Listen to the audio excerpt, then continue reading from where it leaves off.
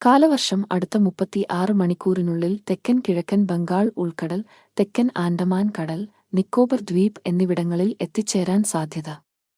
തുടർന്ന് മെയ് 31 ഓടെ കേരളത്തിൽ എത്തിച്ചേരാൻ സാധ്യതയെന്നും കേന്ദ്ര കാലാവസ്ഥാ വകുപ്പ് അറിയിച്ചു. തെക്കൻ തമിഴ്നാടിനു മുകളിലായി ചക്രവാത് ചുഴി നിലനിൽക്കുന്നുണ്ട്. തെക്കൻ ഛത്തീസ്ഗഡിൽ നിന്ന് തെക്കൻ കർണാടക വരെ ന്യൂനമർദ്ദ പാത്തി രൂപപ്പെട്ടു. മറ്റൊരു ന്യൂനമർദ്ദ പാത്തി മറാത്തുവാഡയിൽ നിന്ന് തെക്കൻ തമിഴ്നാട് വഴി ചക്രവാത ചുഴിയിലേക്ക് നീണ്ടു നിൽക്കുന്നുണ്ട്.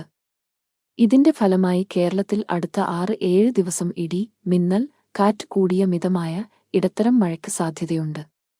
ഒറ്റപ്പെട്ട സ്ഥലങ്ങളിൽ മെയ് 19, 20, 21 തീയതികളിൽ അതിതീവ്ര മഴയ്ക്കും മെയ് 19 മുതൽ 22 വരെ ഒറ്റപ്പെട്ട സ്ഥലങ്ങളിൽ ശക്തമായ, അതിശക്തമായ മഴയ്ക്കും സാധ്യതയെന്ന് കേന്ദ്ര കാലാവസ്ഥാ വകുപ്പ് അറിയിച്ചു.